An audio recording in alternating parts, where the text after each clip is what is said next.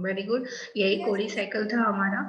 उसके बाद हमारा न्यू है इलेक्ट्रॉन ट्रांसपोर्ट सिस्टम।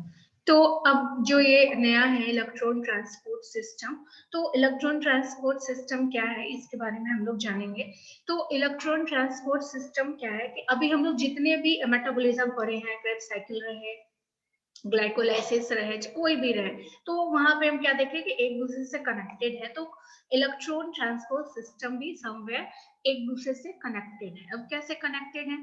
तो इससे पहले जो रिएक्शंस देखे, क्रेब्स साइकिल देखे, चाहे ग्लाइकोलाइसिस देखे, तो वहां पे आपने बहुत जगह वो ध्यान नहीं दिया, बट वहां पे क्या हो रहा था, NADH फॉर्म हो रहा था, FADH2 फॉर्म हो रहा था। तो ये जो लगातार फॉर्म हो रहे हैं, कहीं ना कहीं यूटिलाइज तो होंगे ही, अपार्ट फ्रॉम एनर्जी का रोल अदा करने के बाद कहीं ना कहीं वो यूज्ड होंगे।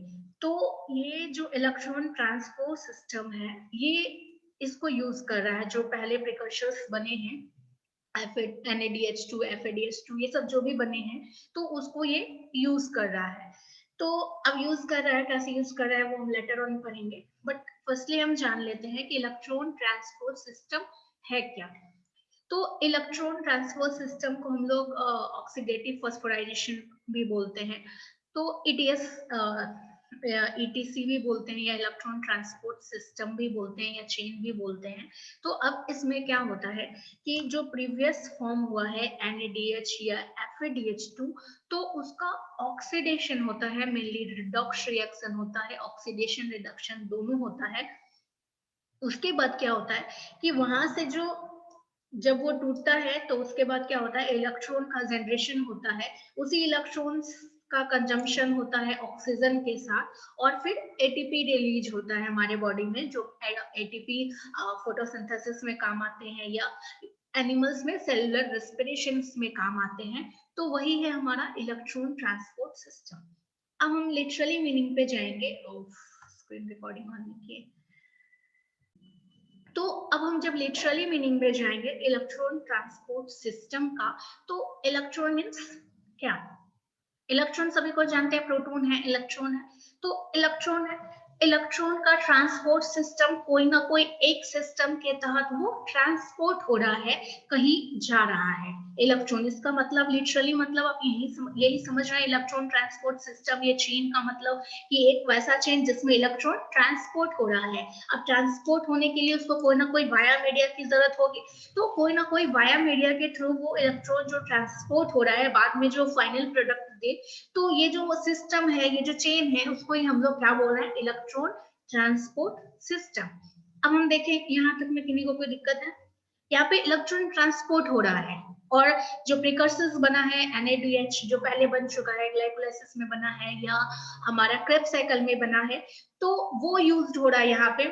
उसके यूज्ड होने पे क्या हो रहा है, इलेक्ट्रॉन का जनरेशन हो रहा है, और वो जनरेशन, जो इलेक्ट्रॉन का जनरेशन हो रहा है, वो क्या हो रहा है, ट्रांसपोर्ट हो रहा है, एक पाथवे के तहत ट्रांसपोर्ट हो रहा है।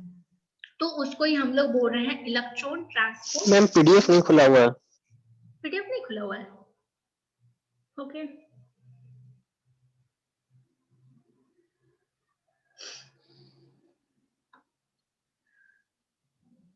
मैम PDF ओपन कीजिए, स्क्रीन शेयर कीजिए। अब हो रहा है? अभी हो रहा है ना? विजुअल है ना? Yes ma'am, okay done. Okay. Okay. तो इलेक्ट्रॉन ट्रांसपोर्ट सिस्टम क्या है कि इलेक्ट्रॉन ट्रांसपोर्ट हो रहा है एक सिस्टम के तहत, एक चेन के तहत, इसलिए हम इसको इलेक्ट्रॉन सिस्टम ट्रांसपोर्ट चेन बोल रहे हैं, या सिस्टम बोल रहे हैं। अब इलेक्ट्रॉन कहाँ से आया? ठीक है, वो हम मान लिए कि ट्रांसपोर्ट हो रहा है, उस एक चेन को हम इलेक्ट्रॉन ट्रांसपोर्ट चेन बोल दिए, या सिस्टम बोल दिए। तो अब इलेक्ट्रॉन कहाँ से आया? तो पहले जो हमारा रिएक्शन हो चुका है, मेटाबॉलिक रिएक्शन, इधर वो हमारा ग्लाइकोलाइसिस रहे या फिर क्रेब्स साइकिल रहे, तो उनका रिएक्शंस में आप देखे होंगे कि डिफरेंट टाइप्स ऑफ चीज फॉर्म हो रहे थे। एक मिनट। तो अब डिफरेंट चीजें फॉर्म हो रहे थे, तो अब क्या फॉर्म हो रहे हैं? तो क्या है कि जैसे कि ग्लाइकोलाइसिस में डिफरेंट डिफरेंट चीज फॉर्म हो रहे थे, जैसे NADH हो रहा था, FADH2 हो रहा था, ये सब प्रिकर्सर्स है, पहले ही बन चुका है। अब इसका यूटिलाइज कर रहा है हमारा इलेक्ट्रॉन ट्रांसपोर्ट सिस्टम। तो अब ये जो NADH है और FADH2 है, ये क्या होता है, रिडॉक्स रिएक्शन में जाता है, रिडक्शन और ऑक्सीडेशन रिएक्शन में जाता है, और वहां पे क्या करता है, हाइड्रोजन का रिमूवल करेगा, कोई भी चीज करेगा। तो वहां पे क्या करेगा कि कोई भी चीज फॉर्म कर रहा है, चाहे वो और इलेक्ट्रॉन्स निकाल रहा है या फिर हाइड्रोजन निकाल रहा है, तो वो सारा चीज यूटिलाइज हो रहा है। तो अब यहाँ पे क्या है, रिडक्शन, तो वहां पे क्या है, इलेक्ट्रॉन्स का भी जनरेशन होगा। वही जो इलेक्ट्रॉन जनरेट हो रहा है वो एक किसी खास पाथवे से कहीं जा रहा है, ट्रांसपोर्ट कर रहा है, फिर वो फाइनल यूटिलाइज हो रहा है। वही पूरे प्रोसेस को हम लोग बोलते हैं इलेक्ट्रॉन ट्रांसपोर्ट सिस्टम। ओके, यहां तक में किन्हीं को कोई प्रॉब्लम है? इलेक्ट्रॉन ट्रांसपोर्ट सिस्टम जितना भास्ट दिखता है, अगर आप समझ गए तो वो उतना ही नॉर्मल है, ठीक है। तो अब यहाँ पे क्या हो रहा है, यहाँ तक में किन्हीं को कोई प्रॉब्लम है? No ma'am. इलेक्ट्रॉन का ट्रांसफर हो रहा है, इलेक्ट्रॉन कहाँ से आया, जो हमारा पहले ग्लाइकोलाइसिस है, ये क्रेब्स साइकिल है, वहां पे बहुत सारे NADH या FADH2 फॉर्म हुए, तो उसका जो रिडॉक्स रिएक्शन हुआ, ऑक्सीडेशन रिडक्शन हुआ, वहीं से। आपका आवाज बहुत कट रहा है। इसमें हम क्या कर सकते हैं बताओ ऋतिक? नेटवर्क अनस्टेबल है, ठीक है, तो इसलिए आवाज कट रहा है। जहां पे मेरा आवाज थोड़ा ग्लिचेस हो तो फिर से बताइएगा, हम वो बात फिर से रिपीट कर देंगे। ओके, तो अब यहाँ पे क्या है कि ये आप समझ गए कि इंट्रो पार्ट आप समझ गए कि इलेक्ट्रॉन ट्रांसपोर्ट सिस्टम क्या है। उसके बाद अब उसका एक रिएक्शन है जो आपको याद करना पड़ेगा।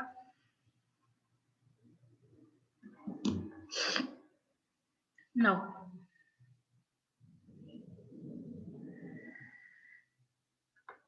अब ये फिगर देखिए, आप फिगर दिख रहा है, कुछ दिख रहा है आपको? Yes ma'am. तो अब यहाँ पे क्या है कि ये 4 स्टेप में ETS होता है। 4 स्टेप क्या क्या है? तो फर्स्टली ये जो होता है हमारा टोटल कहाँ पे होता है, माइटोकॉन्ड्रिया में। और माइटोकॉन्ड्रिया क्या है, ATP का जनरेशन करता है ना माइटोकॉन्ड्रिया हमारे बॉडी में, energy source of the cell, power house of power house, इसलिए हम इसको बोलते हैं, एनर्जी जनरेट करता है, ATP का जनरेशन करता है। तो अब ये कैसे करेगा, तो ETS ETC के तहत ही करता है, ETS के तहत ही करता है, इलेक्ट्रॉन चेन सिस्टम के तहत ही करता है। तो जितना भी NADH बना है, FADH बना है, वो क्या होता है, फाइनली ऑक्सीडाइज्ड हो जाता है, इसी को ऑक्सीडाइज्ड करता है। अब मान लीजिए कि आप इतना नहीं समझ में आएगा, तो अब आप समझिए कि आपके घर में कोई आया, ठीक है, तो आपके घर में कोई आया, तो घर में आया, मान लीजिए वो घर से जब जा रहा है, तो वो क्या कर रहा है, घर से कोई बहुत पहले, अभी तो कोई नहीं देता, पहले के जमाने में घर आपके घर में कोई गेस्ट आया तो वो क्या करते थे, जाते समय क्या करते थे, पैसा देके जाते थे। पैसा देते थे। देके जाते थे, बहुत सही। अब अभी कोई नहीं देता, बट पहले के जमाने में वो कुछ पैसा देके जाते थे, ठीक है। तो पैसा जो देते थे तो क्या होता था, आपके लिए वो क्या बन जाते थे, महान बन जाते थे। वैसी बात है, आपको पैसा देके गए तो आपके लिए वो सोर्स ऑफ महान, इनकम, आपके लिए महान बन जाते थे वो। तो वो क्या है कि आप उसके ऋणी बन जाते थे और वो महान बन जाते थे आपके नजरों में। उसके बाद जब नेक्स्ट बार जब भी आएंगे वो आप उनको बहुत ज्यादा इज्जत देंगे, तो वो अदर बात है। लेकिन यहाँ पे क्या हो रहा है कि जैसे वो आपको पैसा दिए तो वो क्या हुआ, उनके पास पैसा कम हुआ, लेकिन वो पैसा आपके पास बढ़ गया, आप उनका ऋणी बन गए, ठीक है। अब वो जो पैसा दिया वो क्या करेंगे, आप कहीं ना कहीं स्टोर करेंगे, सेम चीज आप उसको स्टोर करेंगे। तो यहाँ पे भी फर्स्ट स्टेप में क्या होता है कि NADH आता है, वो क्या किया, ऑक्सीडाइज्ड हुआ, खुद को ऑक्सीडाइज हो गया और किया, H+ रिलीज किया, और आपको हाँ H+ रिलीज किया, इलेक्ट्रॉन्स रिलीज किया, और आपको पैसा दिया, आप ऋणी बन गए। तो अब ऋणी बन गए मतलब इलेक्ट्रॉन्स आपके पास आ गया। तो वो जो हाइड्रोजन उसको जनरेट किया, वो हाइड्रोजन क्या होता है, इंटर मेम्ब्रेन स्पेस को पास कर जाता है, प्रोटॉन है वो पास कर गया, और जो इलेक्ट्रॉन बचा वो क्या रहता है, 2 इलेक्ट्रॉन्स जनरेट करता है। वो इलेक्ट्रॉन्स एक कैरियर पथवे के तहत वो लास्ट तक जाता है, लास्ट कॉम्प्लेक्स तक जाता है। लेकिन उससे पहले क्या होता है, ये जो फर्स्ट स्टेप हुआ उसके बाद सेकेंड स्टेप तुरंत होता है, वहां पे भी क्या होता है कि FADH फिर आया वो ऑक्सीडाइज्ड हुआ FAD में, जो NAD ऑक्सीडाइज्ड हुआ था NAD प्लस में, और FAD भी सेम ऑक्सीडाइज्ड हुआ FAD में। अब यहाँ पे भी इलेक्ट्रॉन निकला, दोनों में इलेक्ट्रॉन निकला और दोनों में हाइड्रोजन निकला। तो जो हाइड्रोजन निकला वो क्या हुआ, इंटर मेम्ब्रेन स्पेस को पार कर गया, कैरियर प्रोटीन्स को पार कर स्पेस गया। में जाके स्टोर हो गया। क्या बोले, इंटर मेम्ब्रेन स्पेस में जाके स्टोर हो गया, वही बोले। वो हाँ, वो उसको चैनल्स को पार कर गया, वो उसका कोई यूज नहीं है, वो निकल गया। अब जो इलेक्ट्रॉन्स बचा, वो इलेक्ट्रॉन्स क्या हुआ, थर्ड स्टेप में दोनों एक पाथवे के तहत। अब यहाँ पे देखिए, यहाँ पे ये ऑक्सीडाइज हुआ NADH ऑक्सीडाइज हुआ NAD plus plus H plus में, और ये H प्लस क्या हुआ, इस और एक चैनल्स के तहत निकल गया। वैसे ही FADH में क्या हुआ, FAD में ऑक्सीडाइज हुआ और ये H निकल गया। अब यहाँ पे ये तो H का दिख रहा है, लेकिन हमको इलेक्ट्रॉन नहीं दिख रहा है। इलेक्ट्रॉन जो रिलीज हुआ, यहाँ पे भी इलेक्ट्रॉन रिलीज हुआ, वो जो आपको पैसा मिला वो कहीं ना कहीं जाएगा बाद में। जब आप बहुत बच्चे होते हैं वो पैसा कौन ले लेता, आपको मिलता तो ठीक है, फिर मम्मी छीन लेती है। तो सेम चीज यहाँ पे भी क्या हुआ कि यहाँ पे भी जो पैसा मिला, फिर वो क्या होता है कि दोनों एक पाथवे के तहत पहले यहाँ पे जाता है। ये जो क्यू है, यूबिक्विनोन के लिए क्यू लिखा गया है, वो एक चैनल है बस टाइप का, मतलब एक पाथवे जहाँ से इलेक्ट्रॉन होके गुजर रहा है। तो पहले वो यूबिक्विनोन में जाता है, फिर वहां से वो क्या होता है, साइटोक्रोम C में जाता है, और फाइनली क्या होता है कि ये जो फोर्थ चैनल है, फोर्थ के बाद वो निकल के ऑक्सीजन उसको के साथ रिएक्ट करके ATP जनरेट करता है। यही जो पाथवे है, इसको ही हम लोग इलेक्ट्रॉन ट्रांसपोर्ट चेन बोलते हैं। अब हम लोग लैंग्वेज में आते हैं।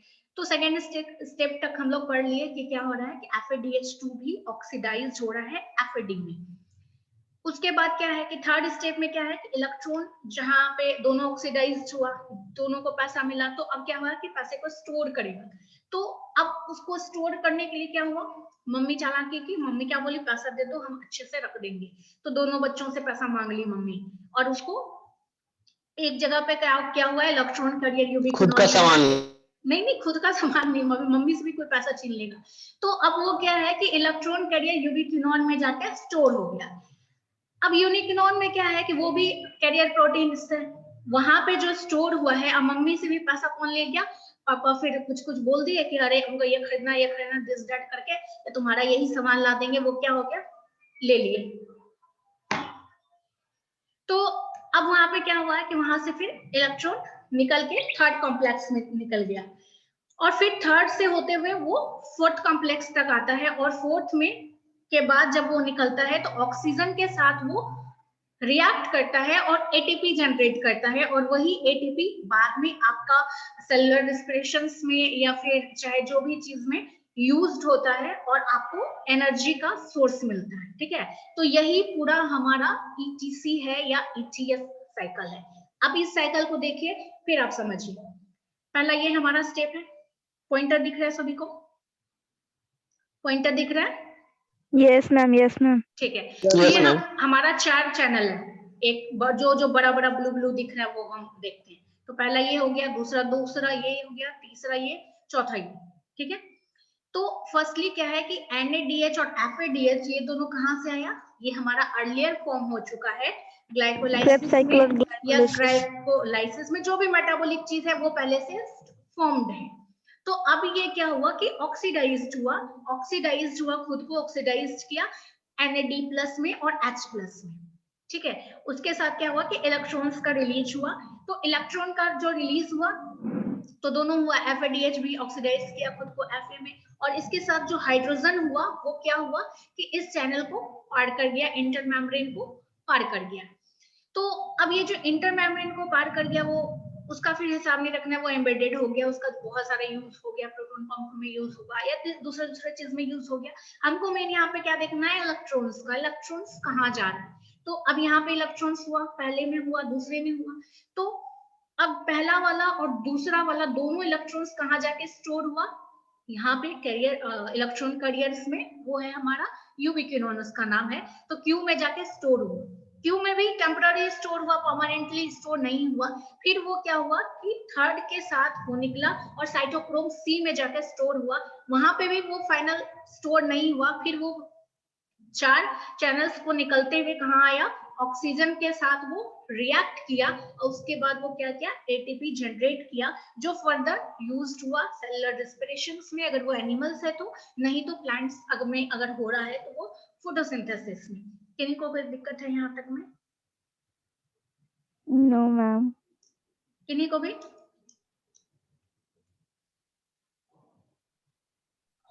मैम ये साइटोक्रोम सी में जाने के बाद प्रोसेस बता दीजिए। हाँ देखिए यहाँ पे लाइनिंग दिया हुआ, देखिए यहाँ पे आया क्यू में, फिर देखिए फिर यहाँ से भी क्यू में आया, दोनों स्टोर हुआ, उसके बाद फिर 3 में जाके फिर वो कहाँ गया, साइटोक्रोम सी में गया, साइटोक्रोम सी से होते हुए वो फिर 4 में आया, फिर 4 के बाद वो रिएक्ट किया है ऑक्सीजन के साथ। देखिए यहाँ पे एक रिएक्शन है, और यही जो कंप्लीट फाइनल रिएक्शन हुआ है, ये पूरा एक रिएक्शन अगर दिखाएंगे तो ये ऊपर में दिया है, NADH plus oxygen plus hydrogen plus ATP plus phosphate group, phosphate initials में है।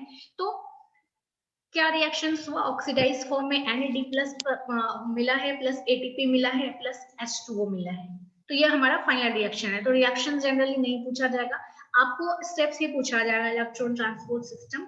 और मेनली जो आपको इम्पोर्टेंस है, इलेक्ट्रॉन ट्रांसपोर्ट सिस्टम भी इम्पोर्टेंट नहीं है, अगर आया भी तो 1-2 मार्क्स में आएगा।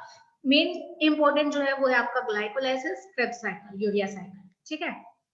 लेकिन आपको समझना है, हो सकता है कि क्वेश्चंस नया करने के लिए आपको दे दे इलेक्ट्रॉन ट्रांसपोर्ट चेन या सिस्टम, तो आपको पढ़ना सारा कुछ है। ओके,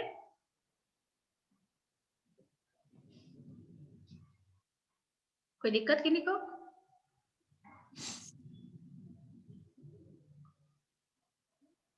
हाँ या ना बोलिए। No, ma'am. ओके, तो अब ये हो गया हमारा। तो अब ये सिग्निफिकेंस क्या है, तो अब सिग्निफिकेंस क्या है कि बहुत ज्यादा जो NADH बना, NADP बना, चाहे जो भी बना, तो उसका फर्स्टली ये यूटिलाइज कर लेता है, क्योंकि आपके बॉडी में कोई भी चीज एक्स्ट्रा अमाउंट में जैसे ही बचने लग जाएगा तो क्या होगा, कोई ना कोई डिसऑर्डर्स बनने लग जाएगा आपके बॉडी में। हमारे बॉडी में क्या होता है कि एक्सेस अमाउंट पे भी रहने पे डिसऑर्डर्स होता है, और डेफिशिएंसी पे भी डिसऑर्डर्स होता है। तो ये क्या कर रहा है कि जो भी एनर्जी बच रहा है, जो भी एनर्जी करेंसी है, उसको क्या कर रहा है, यूटिलाइज कर रहा है, और इसका और जो एटीपी जनरेट किया वो फर्दर सेलुलर रेस्पिरेशंस और फोटोसिंथेसिस में यूज हो जा रहा है, ठीक है। तो यही इसका सिग्निफिकेंस है, यही इसका इंपॉर्टेंस है। उसके बाद है ग्लूकोनियोजेनेसिस। तो ग्लूकोनियोजेनेसिस क्या है कि एक ऐसा प्रोसेस है जिसमें कि ग्लूकोज का प्रोडक्शन हो रहा है, ग्लूकोनियोजेनेसिस। लेकिन जेनेसिस वर्ड जहां पे भी रहे तो उसमें समझ जाना है कि वो कुछ का जनरेट हो रहा है, कोई भी चीज जनरेट हो रहा है। लाइसिस वर्ड जहां रहे तो उसका मतलब है कि ब्रेक डाउन हो रहा है, Breakdown. ब्रेक डाउन हो रहा है, ठीक है। तो ग्लूकोनियोजेनेसिस क्या है कि ग्लूकोज नया फॉर्म कर रहा है, इसका लिटरली मीनिंग यही है कि नया फॉर्म हो रहा है। अब फॉर्म कहाँ से हो रहा है ग्लूकोज, तो ऑब्वियसली हमको लगता है कि ग्लूकोज कहाँ से फॉर्म करेगा, ऑलवेज फ्रॉम कहाँ,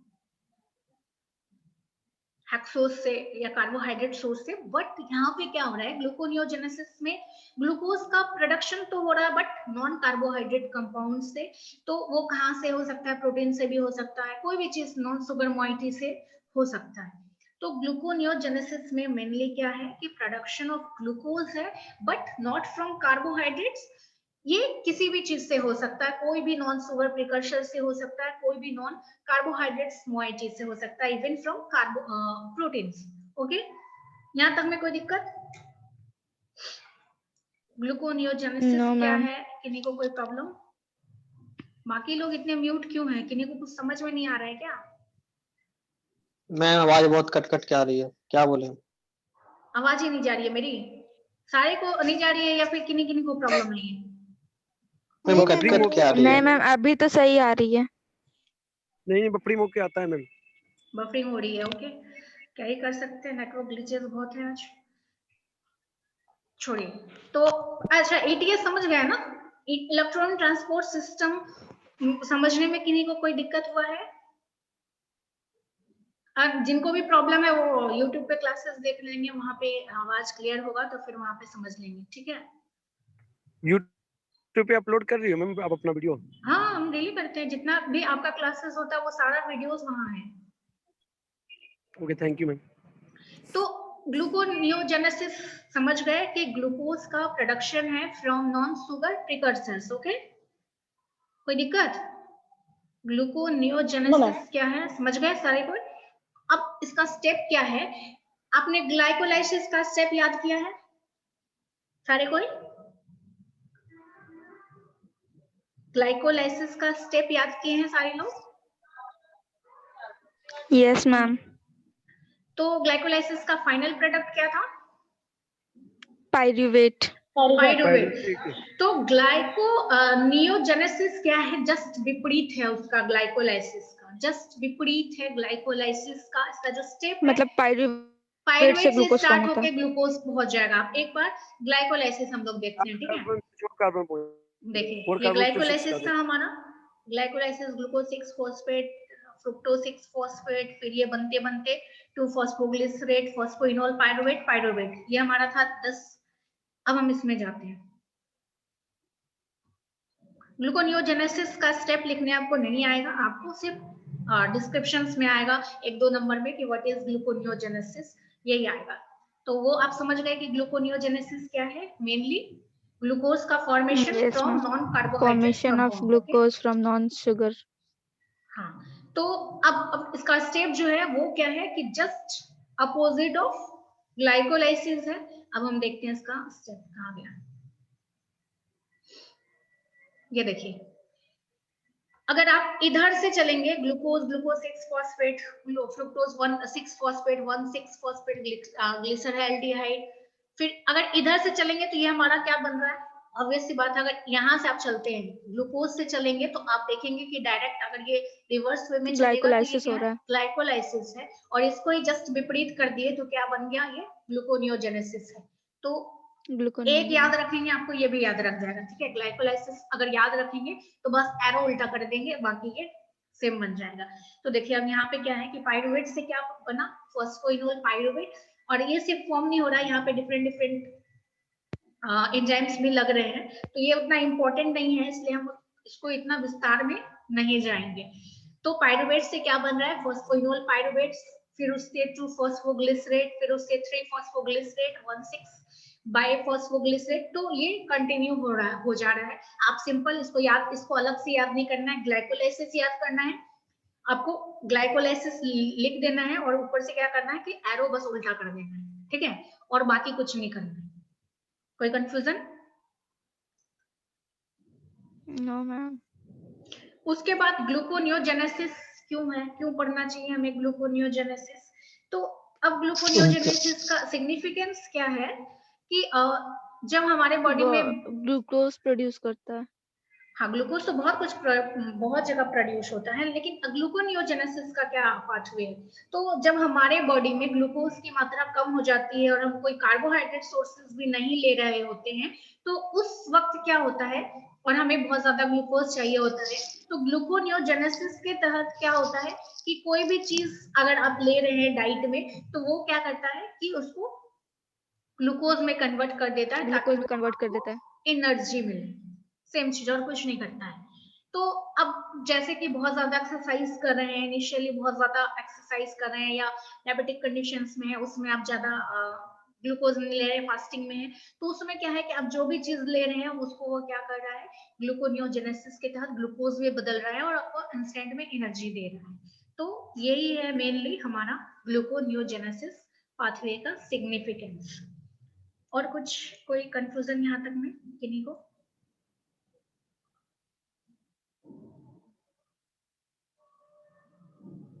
ग्लूकोनियोजेनेसिस में किन्हीं को कोई दिक्कत है? नो मैम, हाँ बोलिए। नहीं समझ मैम ग्लूकोजेनेसिस। सिर्फ ग्लूकोनियो स्टेप आप समझाए नहीं, बस वो थोड़ा देखो। क्या किए? स्टेप आपके लिए स्टेप उतना नहीं ना बताया मैम। बोले तो ग्लाइकोलाइसिस का जस्ट विपरीत है। ग्लाइकोलाइसिस हम 5 बार बता चुके होंगे क्लास हाँ में, हाँ, उसके जस्ट यस विपरीत मैम, है। ग्लाइकोलाइसिस तो आ ही गया समझ में। हाँ, तो बस उसके जस्ट ओके मैम। विपरीत है। अब इसका स्टेप तो देखिए पहले। देखिए ग्लाइकोलाइसिस यहाँ से स्टार्ट हो, ग्लाइकोलाइसिस का स्टेप में जाएंगे तो ये प्रोसेस में ग्लाइकोलाइसिस आएगा, ठीक है? और उसके जस्ट विपरीत में अगर आप एरो डाल देंगे तो ये हमारा ग्लूकोनियोजेनेसिस है, जस्ट उसके अपोजिट में है। तो सेम स्टेप है, स्टेप में क्या गड़बड़ी है? अगर यहाँ पे एडिशन ऑफ फॉस्फेट है तो यहाँ पे क्या हो जाएगा, डिफॉस्फोराइजेशन, फॉस्फेट ग्रुप का रिमूवल है।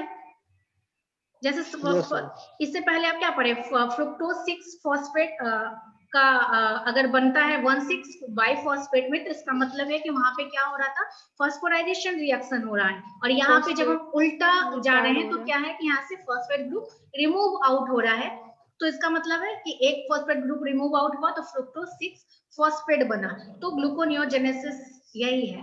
और ये हम ज्यादा विस्तार में इसलिए नहीं बताए क्योंकि इसका स्टेपिंग नहीं आता है एग्जाम में, अभी तक में नहीं आया, आई थिंक आएगा भी नहीं, उतना ज्यादा इंपॉर्टेंट भी नहीं है, इसलिए सिर्फ यही बताएं कि ये ग्लाइकोलाइसिस का अगर आपको स्टेप याद है, अच्छे से आप समझ गए थे, तो इसको लिखना आपको आसान है, बस एरो उल्टा कर देना है। Okay okay ma'am, okay. Glycolysis का सिर्फ स्ट्रक्चर बनाना या स्टेप लिखना है मैम?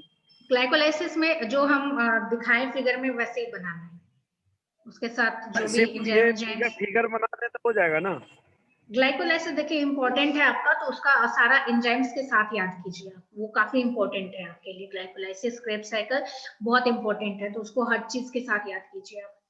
ये सब उतना इंपॉर्टेंट नहीं है, ग्लूकोनियोजेनेसिस कभी भी 16 मार्क्स में या 15 मार्क्स में नहीं आएगा या 10 मार्क्स में नहीं आएगा, जब भी आएगा 1-2 नंबर में आएगा, बहुत हुआ तो 4 नंबर में आएगा, तो ये सब उतना प्राइमरी इंपॉर्टेंस नहीं है। तो जो इंपॉर्टेंट है, जो बार बार बोल रहे हैं क्लास में इंपॉर्टेंट है, तो उसको टोटल एज इट इज याद कीजिए। ग्लाइकोलाइसिस से आपको यहाँ पे भी फायदा हो रहा है, ग्लूकोनियोजेनेसिस सेम चीज उतर रहा है, तो वो याद करके रखिए। अगर उतना भी याद नहीं होता तो सिंपल ये याद रखिए, ग्लूकोज के बाद ग्लूकोज 1,6 फॉस्फेट हो रहा है, आप पूरा स्टेप पढ़े हैं, तो 6 फॉस्फेट क्यों लग रहा है, तो ऑब्वियस सी बात है कोई ना कोई फॉस्फोराइजेशन रिएक्शन पार्ट अपार्ट कर रहा होगा।